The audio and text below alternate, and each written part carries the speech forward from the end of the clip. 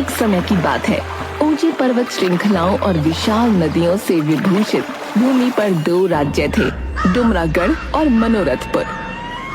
इन राज्यों पर शासन करने वाले राजा कभी मित्र हुआ करते थे, जो समृद्धि और शांति के साथ हमेशा एकजुट थे। लेकिन वर्षों के लालच, महत्वाकांक्षा और गलतफहमी ने दोनों के बीच दरार पैदा कर दी।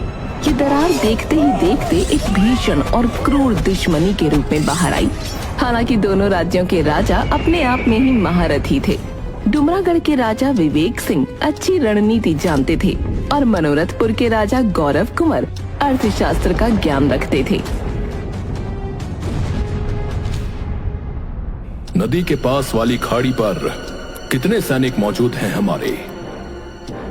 जी हुजूर, वहां पर हमारे 230 सैनिक तैनात हैं। ठीक है, शत्रु राज्य पर भरोसा नहीं किया जा सकता। वो कभी भी आक्रमण कर सकता है। अरे, ये राजमहल में कैसा शोर हो रहा है? तभी एक औरत, जिसके बाल बिखरे हुए थे, पैरों में छाले थे, उसके पीछे उसे पकड़ने के लिए सैनिक भाग रहे थे। ये क्या हो रहा है मेरे राजभवन में? कौन है ये औरत? सिपाही औरत को पकड़ने में कामयाब रहे। महाराज, ये महिला बार बार किसी जादुई लकड़ी का जिक्र कर रही है। कह रही है कि उस लकड़ी को ढूंढने का समय आ गया है। मंत्री जी, इस महिला के मस्तिष्क की स्वास्थ्य जांच करवाई जाए। इसका इलाज शाही वैद्य द्वारा करवाया जाए। मैं पागल नहीं हूँ महाराज, मैं आपको आगाह कर रही हूँ। खतरा सर पर मंडरा रहा है। जितना जल्दी हो सके वो जादुई लकड़ी ढूंढ लीजिए। देवी, आप कौन सी जादुई लकड़ी की बात कर रही हैं?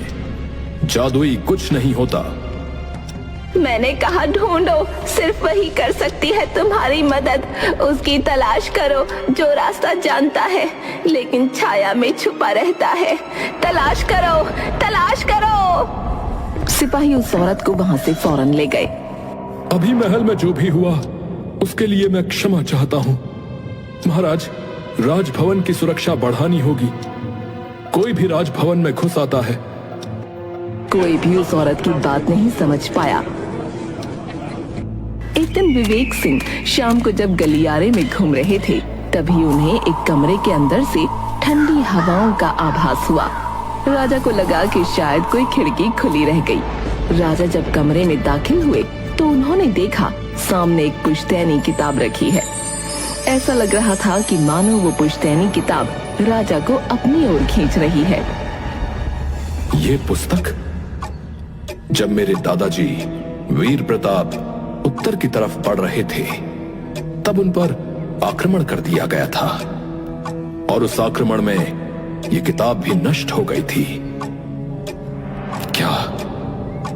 क्या वो सब मैंने गलत सुना था? और अगर वो सत्य था तो ये पुस्तक यहां कैसे? ढेर सारे सवालों के साथ राजा उस किताब को अपने हाथ में उठाते हैं। वो किताब राजा की पुश्तैनी किताब थी। उस किताब में उन सभी बातों का जिक्र था जो राजमहल से जुड़े हुए थे। पहले पन्ने पर एक संदूक की तस्वीर थी, दूसरे पन्ने पर एक चाबी। अरे, ये संदूक तो पिताश्री ने शाही खजाने में छुपा कर रखवा दिया था। और ये चाबी भी, ये इसी संदूक की चाबी है। उस किताब में मौजूद सभी पन्नों पर तस्वीरें जानी पहचानी थीं, लेकिन एक तस्वीर ने राजा के मन को झकझोर कर रख दिया। उस पन्ने पर एक अद्भुत लकड़ी की तस्वीर थी। उस लकड़ी की तस्वीर से ऐसा तेज आ रहा था कि मानो वो लकड़ी राजा को अपने पास बुला रही है। इस लकड़ी के बारे में तो मैंने कुछ नहीं सुना। राजा उस तस्वीर को स्पर्श करते हैं। तस्वीर को स्पर्श करते ही राजा खुली आंखों से एक स्वप्न देखने लगे। उत्तर दिशा की ओर सबसे ऊंचा पर्वत, उसकी चोटी की एक गुफा के अंदर से तेज रोशनी आ रही थी। इतने में ही राजा उस किताब को नीचे रखकर अपने कदम पीछे लेते हैं। वो कुछ समझ पाते कि इतने में ही पीछे से नगाड़े बजने लगे। राजा फौरन अपनी तलवार निकालकर महल की तरफ भागे। उन्होंने देखा वहाँ सब कुछ सामान्य था। सिपाहियों, ये नगाड़ा किसने बजाया? इतनी उद्दंडता करने का साहस किसने किया?